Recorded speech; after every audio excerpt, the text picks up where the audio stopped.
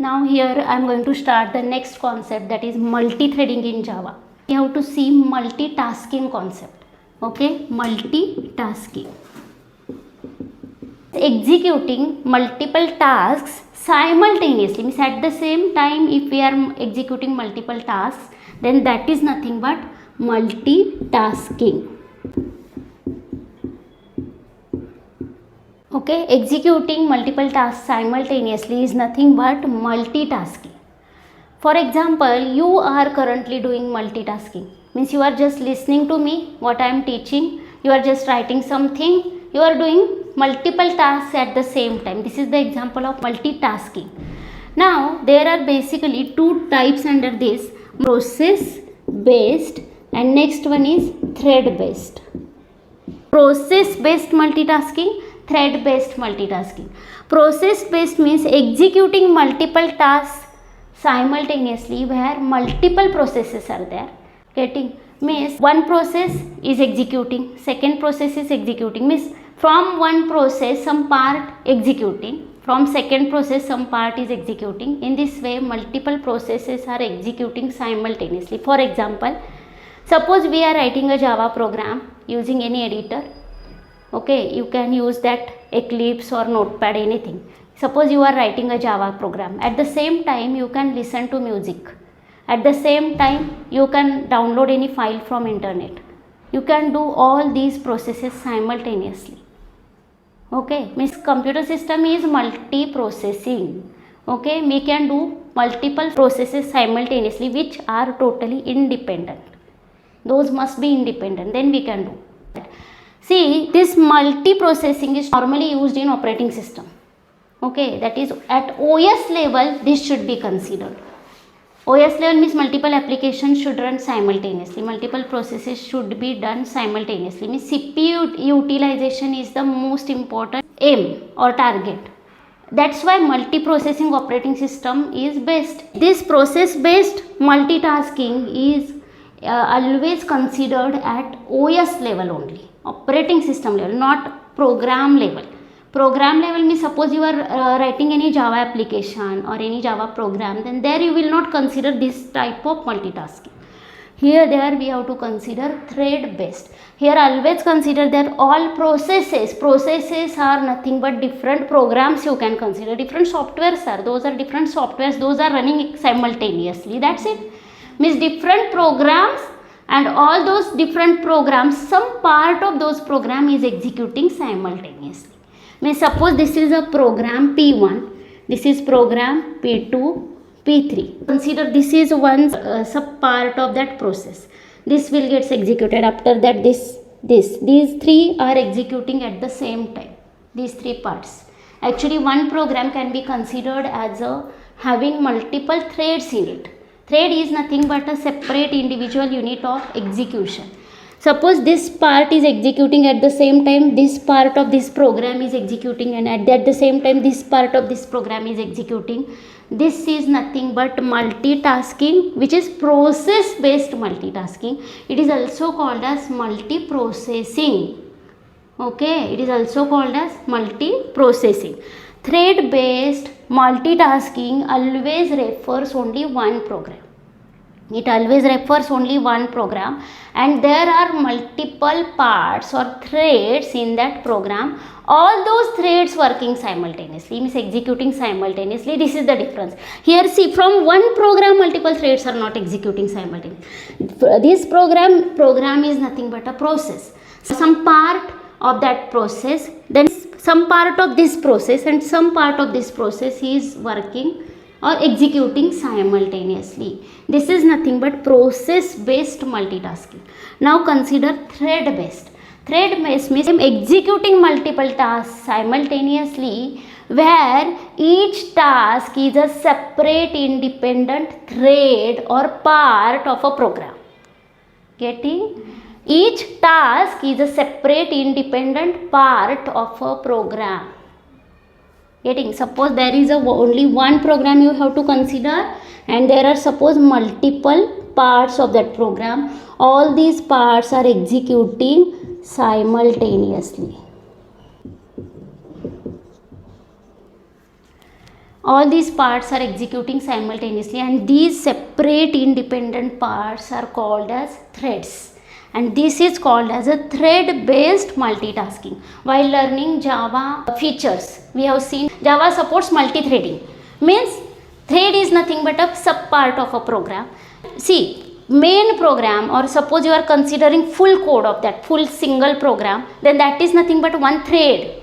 You can consider this all instruction, multiple instructions inside a program as a one thread. You can cut that thread, and then this is T1, T2, T3, and all these threads, if independent of each other, then those can work together. Together means at the same time, simultaneously those can be executed. This is only possible in Java, not in C++. We have not seen this concept multi-threading.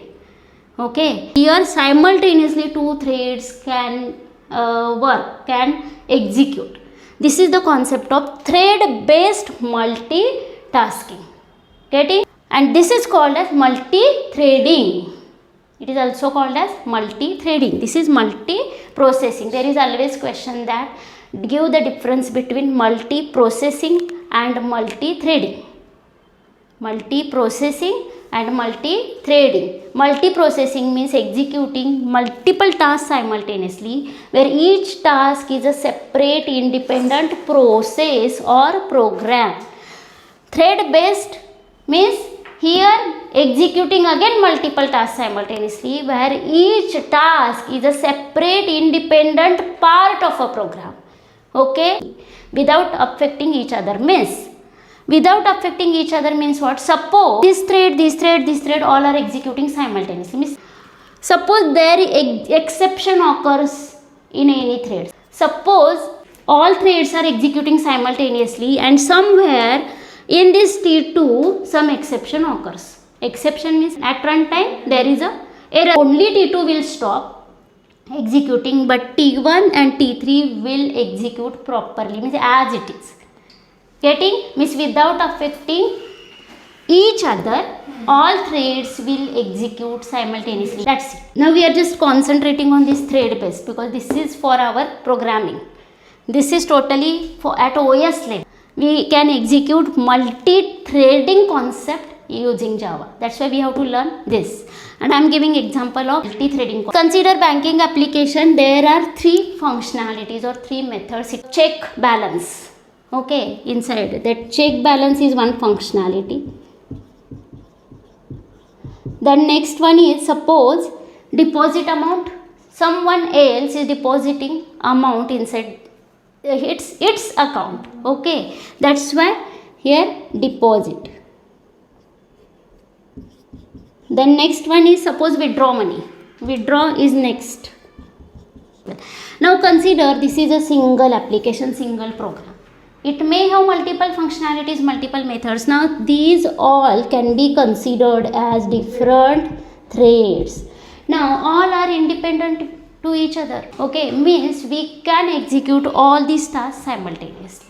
It is allowed and it is possible because of multi-threading concept in Java. See, whenever someone is checking balance, at the same time any other person can withdraw money, any other person can deposit amount.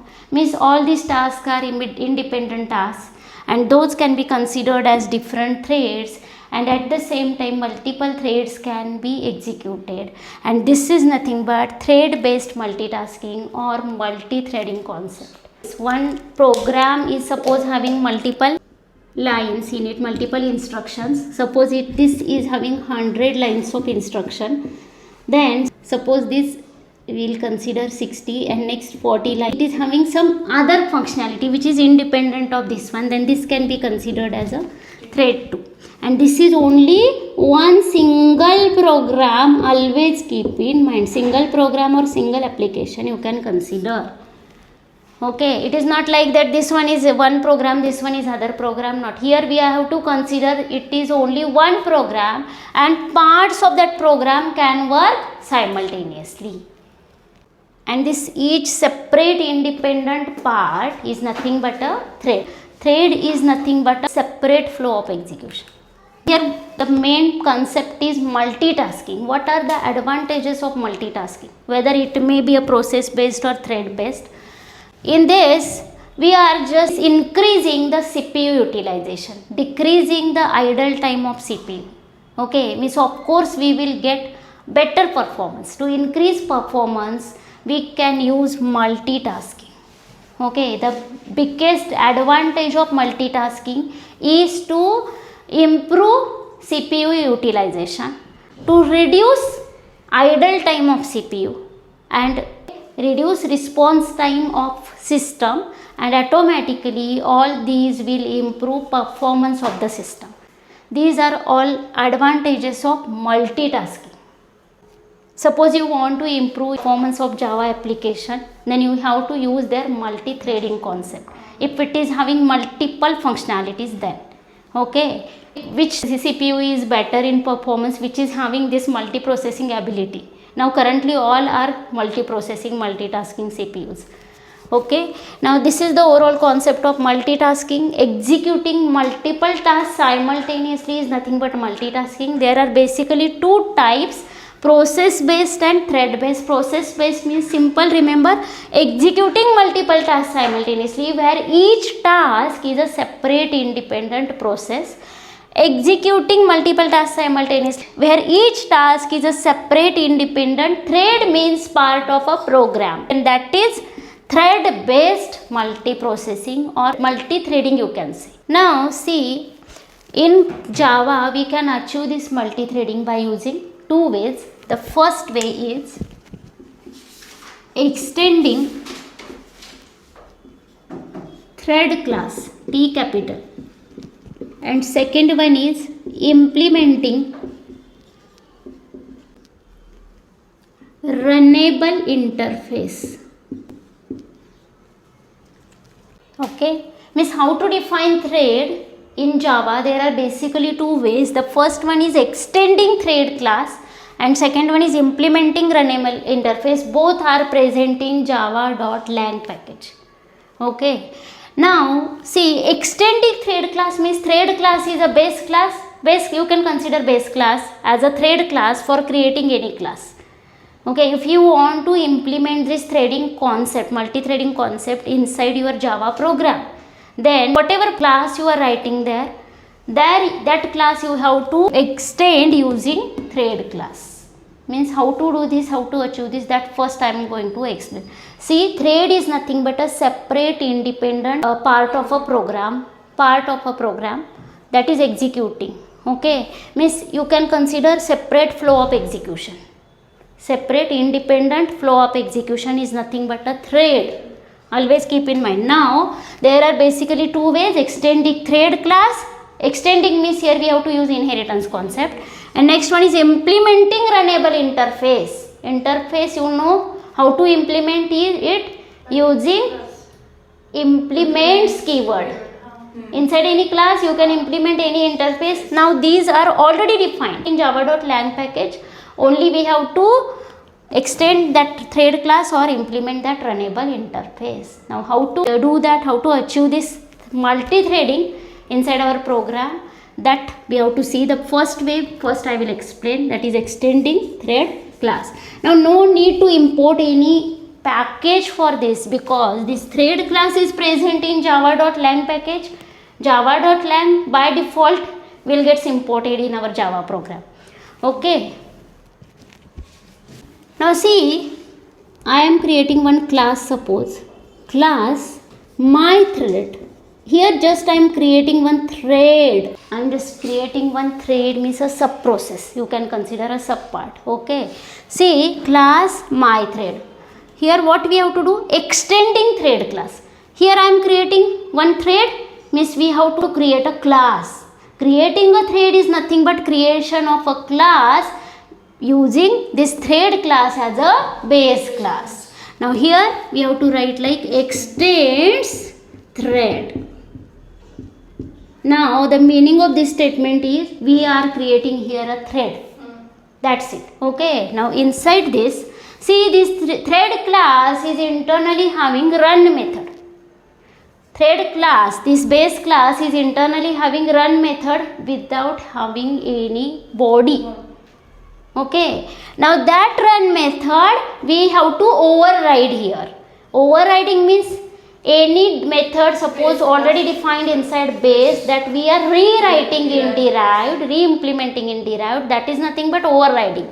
Here we have to override that run method inside this class. Getting how to override? The method name is run.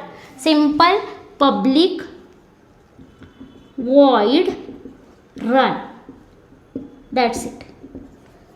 Now inside that whatever code, whatever instructions you can write, means one part of a program, that whatever you are considering, that part you have to write here. Getting? This is just a one thread we are creating, one thread. Only one thread is nothing but one part of a program. Whatever instructions you want to execute inside that part, that you have to place inside this run method. Getting? Now here I just want to display like child thread message 10 number of times. That's it. Now for that we have to use loop. For int I equal to 0, I less than 10, I plus plus, just system dot out dot println. Now here we can write child thread. That's it. Now for opening closing is not required because there is only single statement, or you can also write. That's it. This is only the activity I want to do inside this thread. Now actual implementation, what you want to do inside that part of a program, that is called as a job of thread. Actual job. Which is the job? This one is the job. Okay, that is called as a job of thread. This overall, whatever you have written, that is nothing but defining a thread. Okay, now here close this, and this whole process is called as a defining or creation of a thread. Now we have to write our main function. Then for that we are creating one more class. This is just a thread we have created. Now this thread we have to call actually. But how to do that? For that we have to first create a main class. Okay, main class, you can give thread demo name. Okay, class, let class thread demo. Here T capital. Always better to follow the naming conventions. Now don't extend this one from any class. This is just a normal class. Here we have to write our main function. Public static void main normal way string args. See, normally JVM will call our main function. That means that thread is starting. Execution of that thread will get started. That main thread will be considered as a one thread. Okay, and from that we are just calling this thread. That is nothing but a separate thread. Okay, two threads we have to execute simultaneously. This is the concept only. Now see here we are writing a main. This is nothing but a main thread. Main thread is not a main function. Main thread is nothing but main execution of a program. Main thread and main function both are different. Main thread means normal main process, which is normal flow of execution. That is nothing but a main thread. From that we can call any other thread to execute. Try to understand conceptually. Now here we have to create object of this class first, because I want to create new thread here. This object of this class is nothing but creation of a thread. Here we are defining a thread. Whenever we will create object of this class, that is nothing but at that point we are just creating a new thread. Getting? Here how to define object? Same way, my thread is the name of that class. My thread T equal to new my thread. That's it. And now we have to call T dot start. This is nothing but creation of new object. We have created here object of this thread class. Means thread class means this class. Now here we are just declaring or creating a thread, and here we are starting that thread to execute. T dot start, here we have written run method, but we are not calling run method. Always keep in mind, we have called start method. Now this start method is present inside this thread class, and its start method we are calling. Start method will indirectly call run method. Means inside that start method, run method has called, and this method will get executed automatically, because here object is of type my thread. If this object is of type thread, then it will call run method from that thread class, which is having no any instruction inside that. But here this object is of type my thread, automatically run method means whatever overridden method will get called. Getting? But start method, this class is not having any start method. Start method is present inside thread, that will be called, and that will indirectly call this run method. Getting? Now here what will happen? Up to this point means this main thread is creating this object. Main thread is creating this object. Up to this point there is only one process. After T dot start, now from this point there are actually two threads working simultaneously. The main thread is already working, and this new thread means this thread. Whatever new thread is nothing but T, suppose. This is now working, and both are now working simultaneously, executing simultaneously after T dot start. Already main is executing, and inside that we are calling this thread, means now two threads are executing simultaneously after this statement, this instruction.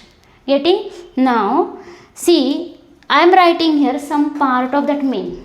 Okay, here I am again writing the for loop, same for int I equals to 0. Same statement I am writing, only here I will write main thread. Okay, I less than 10, I plus plus SOPLN main thread. Just try this example. Now here whenever these two threads are executing simultaneously, some part of this will get executed, some part of this will get executed, again some part of this, again some part of this will get executed. You will get mixed output. Okay, sometimes you will get mixed output, sometimes you will get first child thread 10 times, then main thread 10 times. Sometimes you will get main thread 10 times, then child thread 10 times. But sometimes actually both threads are executing simultaneously. That's why you will get here mix output. Okay, now this is just a multi-threading, means this main thread, and inside that I am calling one more thread, then main thread and that call thread will work simultaneously, and this concept is nothing but multi-threading, and for that we have extended here that thread class. Can mispredict here what is the possible output. Here there are multiple possibilities. First child thread you will get displayed 10 times, then main thread you will get displayed 10 times, or you will get mixed output. Just here it is a possible output, but not exact output, we cannot predict it. Okay, this is the multi-threading. Now see, T dot run, suppose we are directly calling instead of T dot start. We are suppose directly calling T dot run instead of T dot start, then this run method will be considered as a normal method, and that will be executed as it is here at this place. If instead of T dot start, suppose we are calling directly T dot run. What is the difference? You must know. If we are calling T dot run, because run is here present, we can call it. Instead of calling T dot start, and run method will be indirectly called. Instead of that, we can call run method directly. Without starting that thread, we are calling run method. That means we are just executing a normal method. Just like a normal method, it will get executed. You always get output like child thread and then main thread. But here two threads are not working simultaneously, not executing simultaneously. That is only main thread. Okay, for some time control will go here, will execute that method and will come here just like our normal method call. Okay, multi-threading you will not get achieved there. Getting? This is a very much important point you have to keep in mind. There is a thread scheduler inside JVM.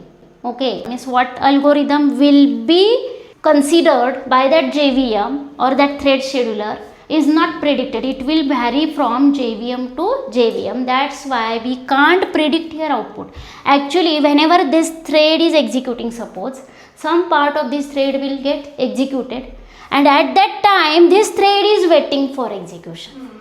Then after some time that thread scheduler will give chance to this main thread, then this thread will be executed. After some time again it will give chance to this thread. Means here there are only two threads.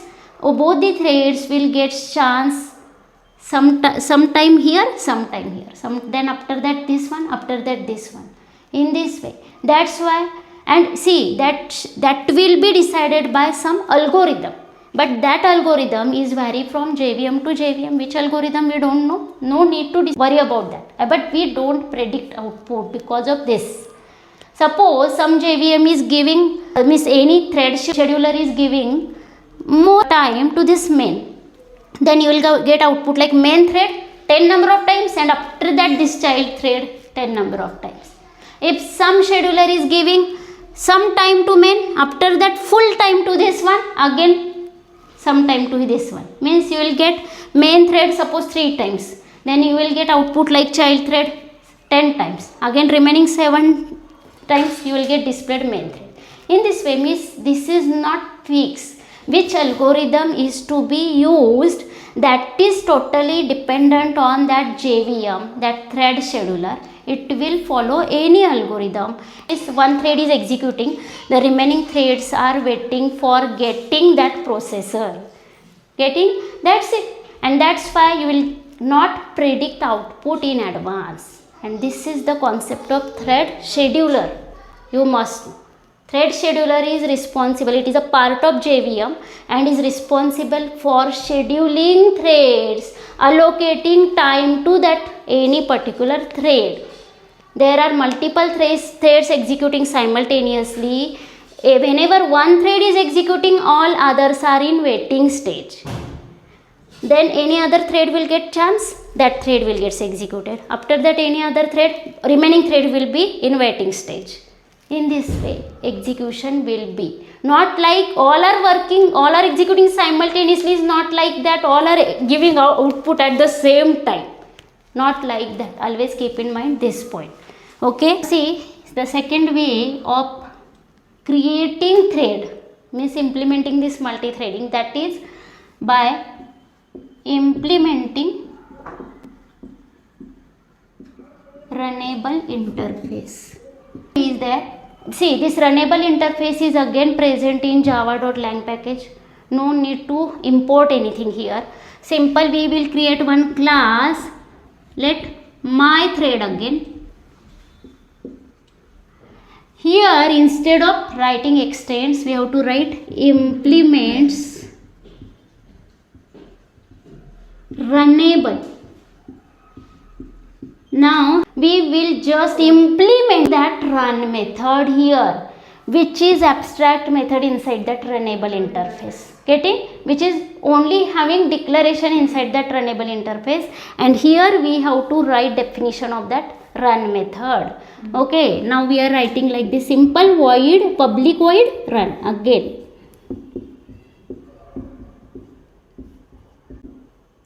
Now here whatever job you want to do, that part you have to write over here. Same thing I am writing.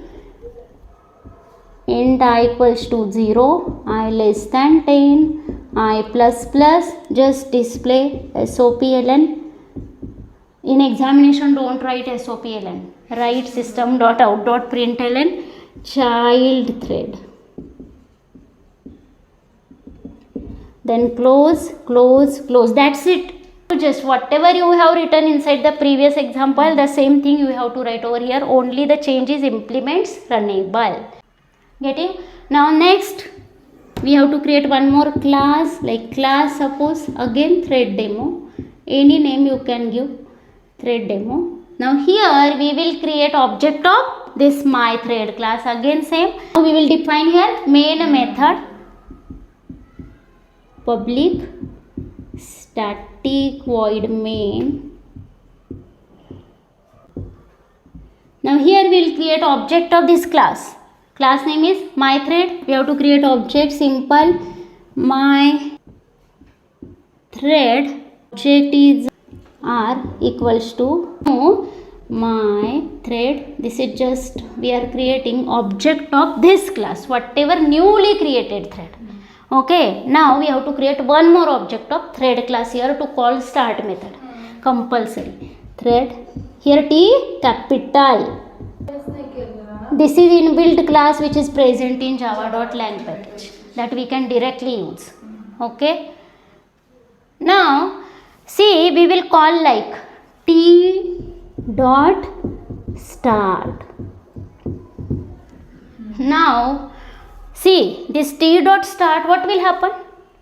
T is a object of thread class. It will call start method of thread class. Thread class will call indirectly run method of thread class, not this, because there is no any linking in between thread class and this class. I want to make linking in between that thread class and this. Means this run method should be called, that we can achieve by passing this R object while creation of that thread object. Whenever we will create thread object, then we will pass their object of this class. Then automatically linking will be done.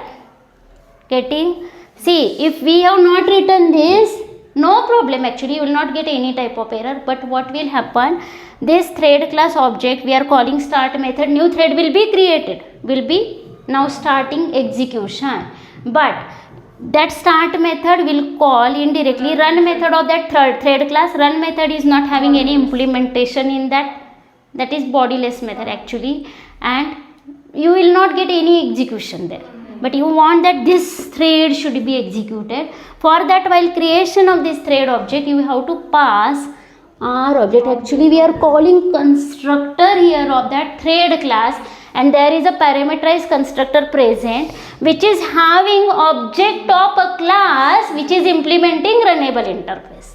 That is already present. Now here T dot start, whenever we will call like this, automatically start method of that thread will be called, but it will call indirectly run method of this class.